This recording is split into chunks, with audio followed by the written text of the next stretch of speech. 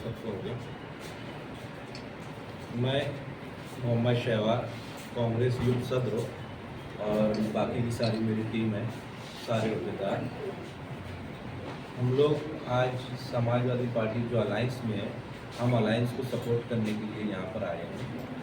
हमको ऊपर से भी आदेश मिला है कि भाई अलायंस है और अलायंस को सपोर्ट कर सकते हो, इसलिए आज मैं मेरे सारे अहदेदार हम समाजवादी पार्टी को सपोर्ट करते हैं, अलायंस में हो, इसलिए हम पूरी कोशिश करेंगे कि भाई समाजवादी पार्टी के जो उम्मीदवार है शान मैडम, हम उनके साथ हैं और हम उनको जिताने की पूरी कोशिश करेंगे हमारी तरफ से, हमारे लोगों की तरफ से, और हमारी पूरी ताकत उनके साथ में है।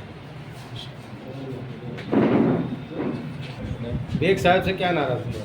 बेग साहब से कोई नाराज़गी नहीं, बेग साहब से कोई नाराज़गी नहीं है, पार्टी की तरफ से कोई नाराज़गी नहीं है। हम भाई उनके साथ थे, उनके साथ है। हमें अलायंस पार्टी की, समाजवादी पार्टी, तो हमको ऑर्डर मिला कि भाई आप उनको सपोर्ट करिए, हम सपोर्ट कर रहे हैं। आप कांग्रेस के हैं, आपको ऊपर से कौन से लीडर का हिदायत मिली कि समाजवादी को सपोर्ट करें? भाई अलायंस पार्टी थी तो हमको जितना हमको आया तो जैसे आप किसने अलायंस किया को आया सपोर्ट ऊपर कर से सकते तो हो। मुकामी सदस्य से आपके पास जो आए हैं वो उसका कोई प्रूफ आपके पास है जो आप बता रहे कोई नाम हैं वगैरह? या उन्हीं एक ही लेटर है? वो प्राइवेट, वो मैं नहीं शो कर सकता हूँ। ये दोनों के लिए जो दोनों आजी माजी जो आमदार थे, इन दोनों को हराने के लिए दोनों पार्टी अपनी अपनी तरीके से जोर लगा रहे हैं। समाजवादी पार्टी के अंदर हमको ये नज़र आया कि भाई इनके सिस्टम वगैरह हमको पसंद आए, इनका जो ताकत है ये है उनको हराने के लिए, तो हम हमारी ताकत भी इनके अंदर मिलाना चाह रहे कि इन दोनों को ही हरा सकें। आज अलायंस के नाम पे आप हिमायत दे रहे, तो समाजवादी में समुझे देखते जब वो वक्त आएगा तो अच्छा लग रहा है। नहीं, जब वो वक्त आएगा तो उस टाइम हम वो भी बात करेंगे। कि एजाज बेग साहब को मालूम है आप हिमायत देने आए? जी, अलग से स्टेज लगाएंगे या इनके स्टेज पे रह के तकरीर करेंगे? इनकी स्टेज पे एजाज में जब इंडिया अलायंस में मिली जी है, इंडिया अलायंस में है। वो ऊपर का सिस्टम है भाई, उसके अंदर मैं कुछ जवाब नहीं दे सकता। सिर्फ यूथ को ही बोला है कि उनको हिमायत दो? जी,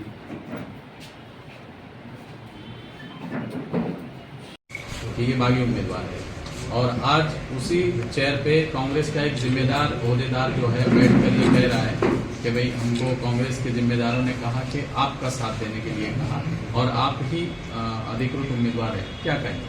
देखो, हम कभी ये नहीं बोले कि हम ही अधिकृत उम्मीदवार हैं। हम इंडिया अलायंस में हैं, ये बात तो बराबर है। इस बात से तो न राहुल गांधी को इनकार है, न रियासती फतेह किसी लीडरान को इनकार है। समाजवादी पार्टी के ताल्लुक से तो इंडिया अलायंस का एक हिस्सा है, कांग्रेस पार्टी भी इंडिया अलायंस का एक हिस्सा है। ऐसा कई जगह होता है कि दोस्ताना मुकाबला हो जाता, कुछ सीट का ऐसा मामला हो जाता। अहम बात ये नहीं है कि इंडिया अलायंस का हिस्सा है कि नहीं है। अहम बात यह है कि आज जो इलेक्शन है वो तब्दीली का है और मौजूदा और साबिक दोनों एमएलए से 25 साल से लोग बेजार हैं। शहर के हालात सामने हैं, हर तरीके से लोग इन दोनों से खुश नहीं हैं। ऐसे वक्त में लोगों की नज़र ये है कि इनको कौन हरा सकता है, और आप देखेंगे कि शहर में शान हिंद एक ताकतवर उम्मीदवार है और ये एहसास शहरियान को हो चुका है कि इन दोनों को वो हरा सकती है और 23 तारीख को शहर को एक नया नुमाइंदा मिलेगा। और जो लोग ये दोनों को नहीं पसंद कर रहे हैं वो सबके सब हमसे जुड़ रहे हैं। आज शहर में ये बात बोली जा रही है कि यार सबसे मजबूत अगर कोई इलेक्शन लड़ रहा है 2024 असेंबली का, हाँ, यानी तीनों उम्मीदवारों में, तो सबसे मजबूत समाजवादी पार्टी इलेक्शन लड़ रही है और ये दिख भी रहा है। तो कहीं ना कहीं बदलाव का माहौल है और अलायंस के ताल्लुक से कोई बात ही नहीं है। अब कल जो लोग बोले वो क्यों बोले, क्या बोले, वो उनको मालूम। मगर मैं ये बात मानता हूँ कि मालेगांव शहर में समाजवादी पार्टी एक मजबूत तरीके से इलेक्शन लड़ रही है। इसीलिए मजहबी, दीनी, सियासी तमाम ही पार्टियाँ हमारी हिमायत कर रही हैं। हमारे आम आदमी पार्टी की हिमायत की, हमको कम्युनिस्ट पार्टी की हिमायत की, हमको इसी तरह दूसरी रिजवान भाई बैटरी वाले की और दूसरी मजहबी तंजीमें भी हमको हिमायत कर रही हैं। आप देखेंगे कि हिमायत का जो सिलसिला है ये शहर में सिर्फ समाजवादी के साथ ही क्यों जुड़ा है। कोई भी जो शहर में ऐसी तंजीमें हैं जिनका अपना एक असर और रसूख है, ये यूथ कांग्रेस की पूरी बॉडी है, इनका अपना कोई असर है, अपने अपने इनके लोगों का अपने अपने हलके में शहरी सतह पे एक नाम है, एक पहचान है, एक पार्टी से जुड़े हुए लोग थे, तंजीमी तौर पे तो कुछ काम भी समाजी सियासी किए हैं। तो इनको जब ये एहसास हुआ कि आज ये दोनों को समाजवादी हरा सकती है तो ये एक ताकत के साथ आना चाहते थे, एक ताकत के साथ आए। इसमें विषय अलायंस और ये सब है ही नहीं। ठीक है, विषय अलायंस का आप नहीं बोल रहे, लेकिन आप ये दोनों आजिम आसिम को शिकस्त देना चाहेंगे, आपको वोटों की ताकत तो लगी नहीं। कांग्रेस के पास तो कल दावा करिए कि हमारी 30,000 पॉकेट हो गए, तो आप उनको क्यों नहीं मनाने की कोशिश करें? आपको तो वोट लेना है ना। एक बात समझ लो, इस सर्दी का एहसास है हमको, ये मालूम है कि सर्दी अब आने वाली है।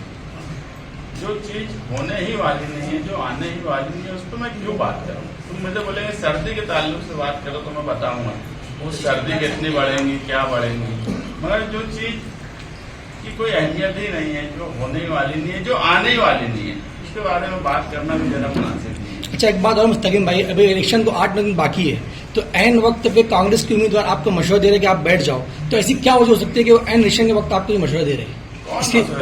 जैसे आपके ऊपर आरोप लग रहा है कि आप बैठ जाओ, आसिफ शेख और मुफ्ती साहब दोनों बैठ जाए।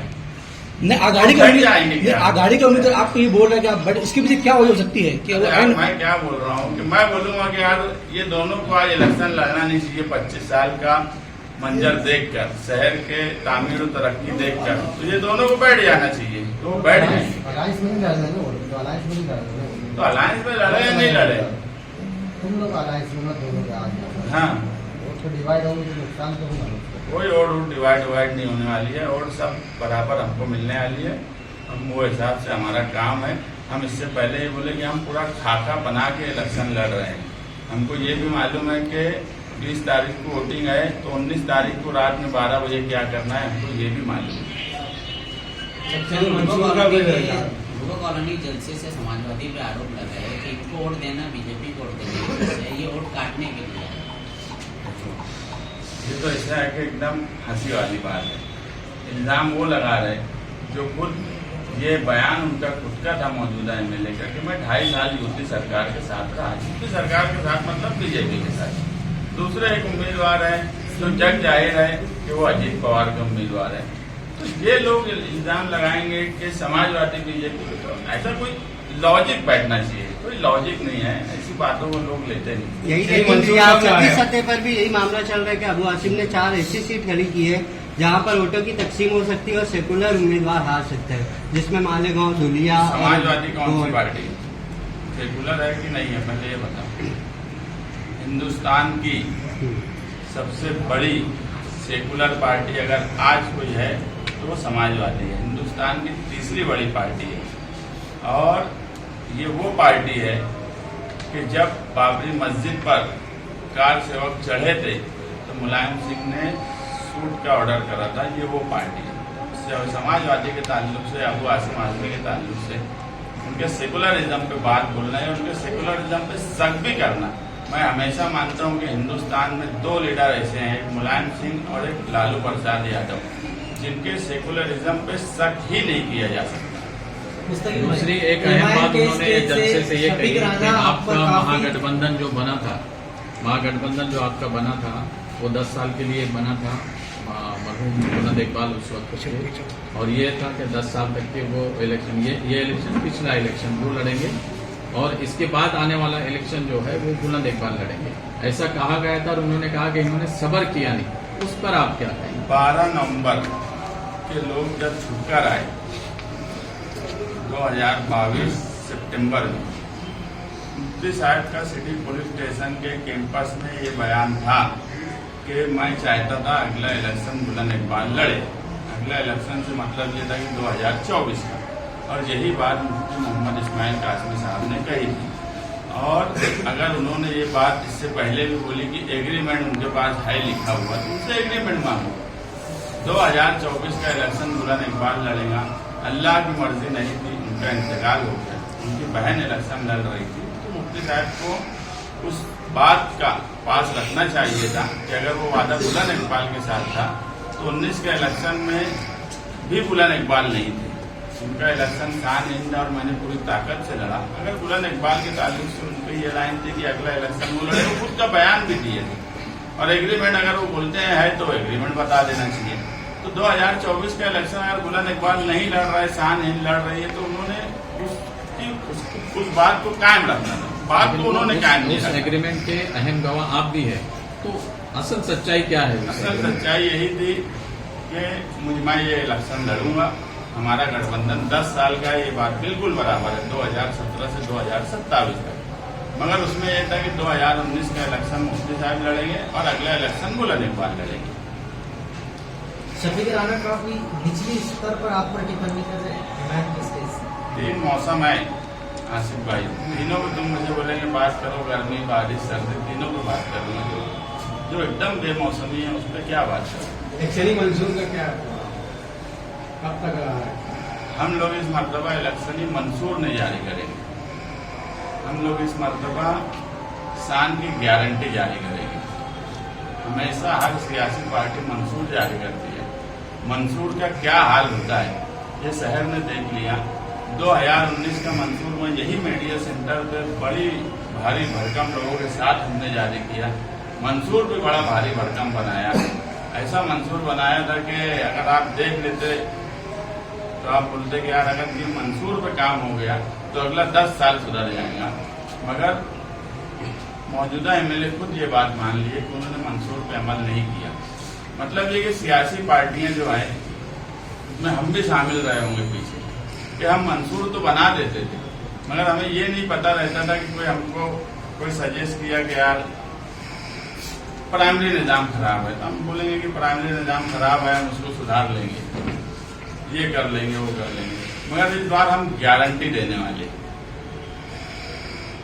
पिछले टाइम में ऐसा कोई कोशिश नहीं किए थे क्या? महागठबंधन में जो मुफ्ती साहब को मिलने बनाए, जिनको जेल एकदम दिल डुबाने वाला मैनिफेस्टो, ऐसा कुछ कोशिश नहीं की क्या मुफ्ती साहब ये जरा ये काम हो जाए? जीतने के बाद कोशिश करने के लिए हमको छोड़ा ही नहीं गया। मैं यहाँ तक मीडिया के लोगों का नाम नहीं ले सकता।